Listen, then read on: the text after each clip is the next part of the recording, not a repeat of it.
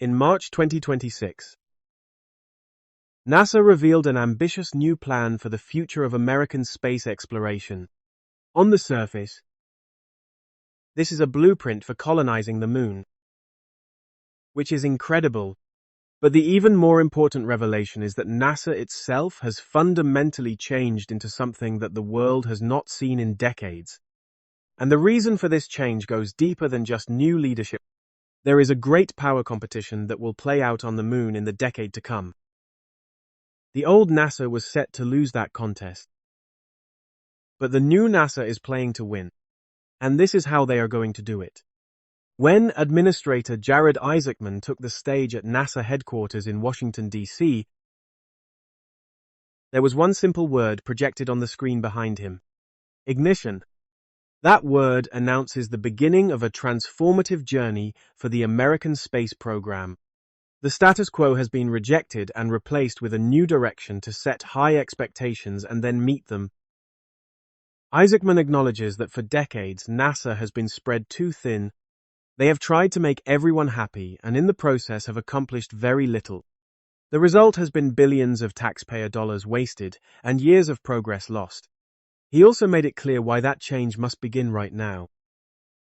Because there is more to lose than just time and money. There is a great power competition with China to stake the first permanent claim on the moon, and this is nothing like the space race the world saw before in the 1960s. But this time the goal is not flags and footprint. This time the goal is to stay. America will never again give up the moon. Now, we have heard these words before from NASA administrators and politicians over the past decades. But words are hollow without actions, and historic actions require intelligent plans, which is the one thing that NASA has lacked since the very beginning of the Artemis moon program. Better late than never. A detailed, achievable step-by-step blueprint for the Artemis moon base has finally arrived. And it all begins with a complete overhaul of the moon landing schedule as we have come to know it. For the first big change, there will be no boots on the moon for Artemis 3. This has been reformatted into a dress rehearsal mission that will play out in low Earth orbit. Now, this probably sounds counterintuitive to everything we just said. But it is not, because the old plan had a jump from Artemis 2, which is a crude test flight of the Orion spacecraft, to landing on the moon using an entirely separate and unproven HLS vehicle. This was an unachievable goal, and the risk factor was so high that it never would have gotten off the ground. So the launch date became something that was pushed further and further down the road with every year that passed.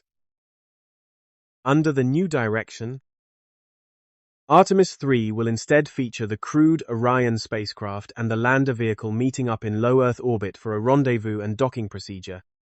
The crew will then transfer into the lander for a test of the life support, communications, and engine systems. If possible, they will also test the new lunar EVA spacesuits inside the lander airlock for the first time. Doing this in low Earth orbit means that problems can be solved and lives can be saved if anything does not work as expected. We already know about the Orion spacecraft, but this new moon lander is still a bit of a question mark. For many years now, this was assumed to be a lunar variant of the SpaceX Starship, but now that is not so certain. Isaacman has confirmed that Blue Origin is back in the race alongside SpaceX with their Blue Moon lander, and one or both of these vehicles will be tested on Artemis 3. It all depends on who can get the job done in time for launch. This is a big aspect of the new direction at NASA. Even SpaceX can be put on notice. Just because you won a contract in 2022 does not mean you are guaranteed a moon landing. The only thing that matters now is execution.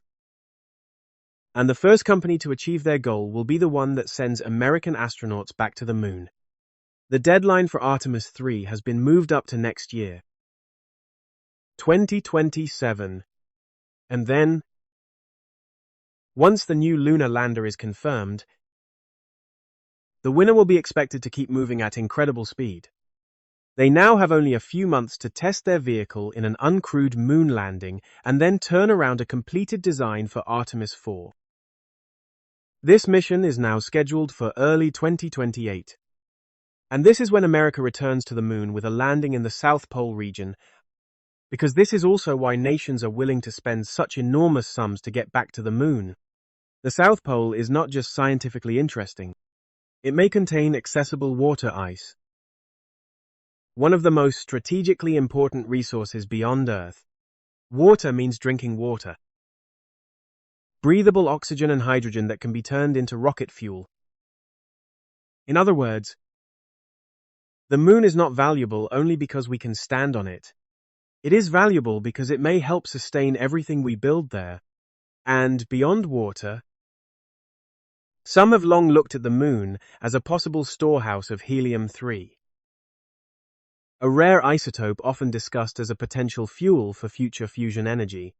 Whether that promise ever becomes practical is still uncertain. But even the possibility changes how the moon is seen, not just as a destination, but as a reservoir of strategic resources. But like Isaacman said, this is not about flags and footprints.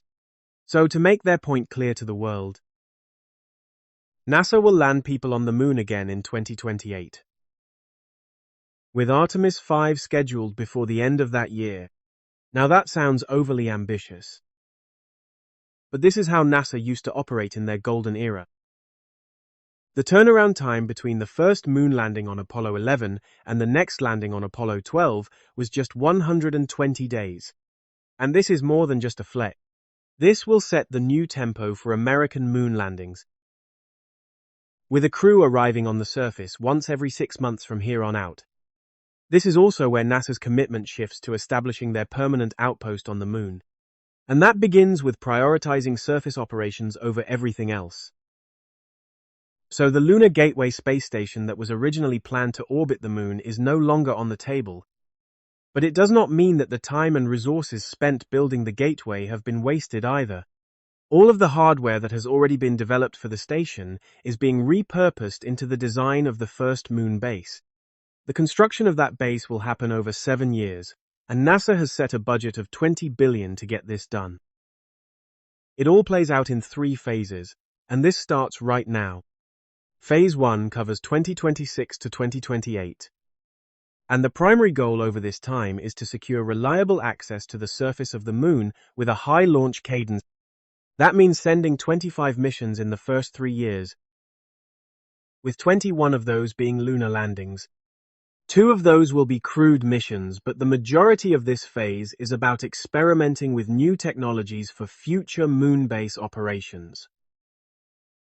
This includes sending nuclear power to the moon. There is a sunlight problem up there that needs to be solved, and nuclear energy is the only way to do it. The day and night cycle of the moon is much longer than what we experience on Earth. So, the Artemis base will experience 2 weeks of continuous sunlight, but then it will be plunged into another 2 weeks of darkness. During that time, the temperature will drop below -328 degrees Fahrenheit. And without a source of heat, all of the hardware will freeze solid. That tends to be very bad for electronics, and they typically do not come back to life when the sun rises again. So NASA is going to experiment with radioisotope thermal generators. Basically, you have a radioactive element like plutonium that is actively decaying. That process naturally releases heat, and this heat can be captured to prevent assets on the moon from freezing solid. What kind of assets are we talking about here? Well, NASA has a radical new idea for exploring the moon rocket drones. They call this new vehicle Moonfall. It is based on the Ingenuity Mars helicopter platform, but instead of propellers, it uses small rocket thrusters to move around. Each drone can fly for 150 seconds in one hop and cover up to about 31 miles. They are going to use these to explore dangerous and hard-to-reach locations like the tops of mountains and the edges of deep craters. During Phase 1, NASA will also deploy their Viper rover. This is a golf cart-sized vehicle that is already built, tested, and has been waiting for a ride to the moon for years. 2027 will finally be that year. Viper will arrive at the Moon on a Blue Origin lander. Once there, it is going to begin mapping the South Pole region for confirmed signs of water, ice, and other volatile materials like hydrogen, oxygen, and rare earth metals. NASA considers this to be lunar prospecting. Establishing the locations of these resources will be critical when Phase 3 comes around. Viper will be joined on the ground by 2 lunar terrain vehicles. One to be driven by crew members and one that drives autonomously. Each rover will be able to cover up to about 560 miles of the lunar surface. And beyond just exploration, they will be used for work purposes like moving equipment and leveling ground for new construction. Overhead will be a new group of lunar communications and observation satellites. These will allow continuous data streaming from any location on the Moon to the surface of the Earth. With a 500 megabyte per second throughput, they will also provide a continuous view of the entire lunar surface from space.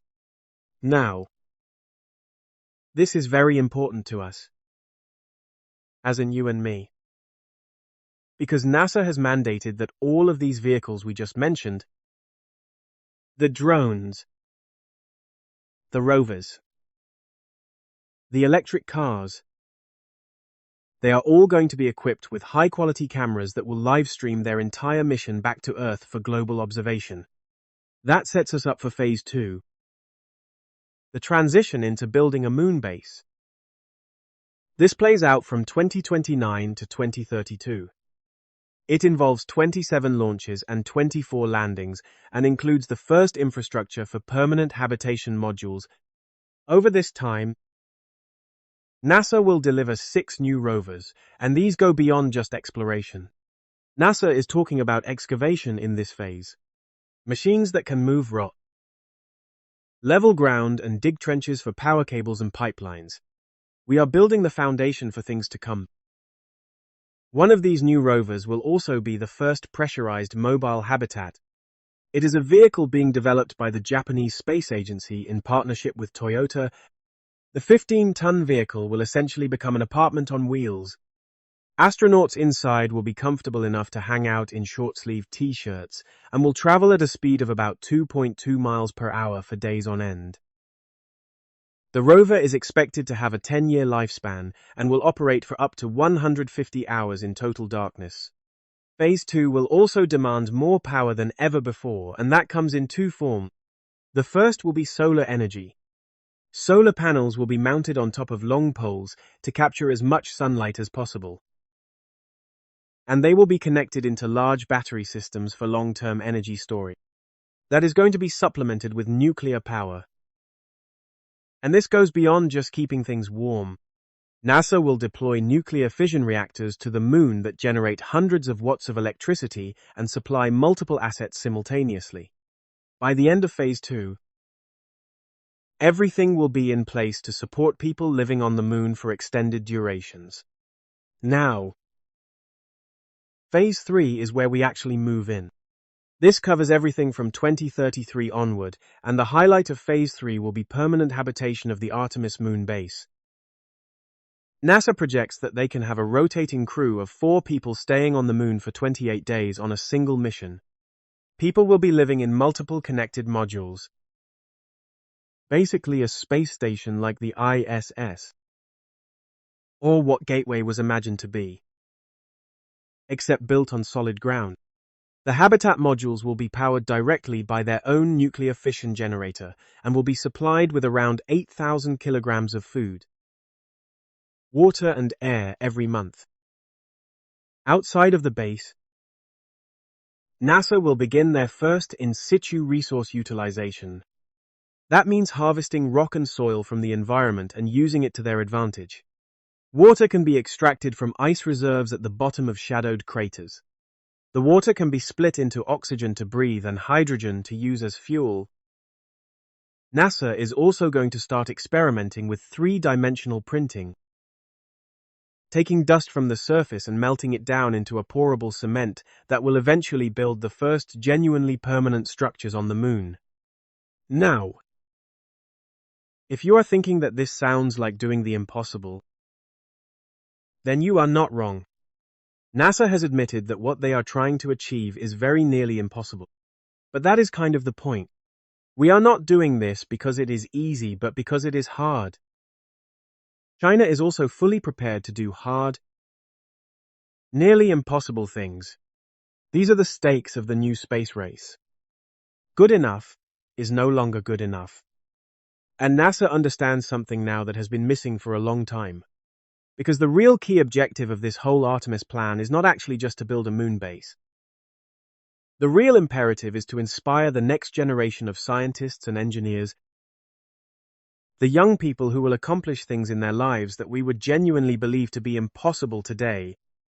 But those future generations will never do that if they do not have the motivation to go out and make it happen. It is NASA's role to lead by example, and they have not been doing that for a very long time. But the future now feels like it is finally moving forward again.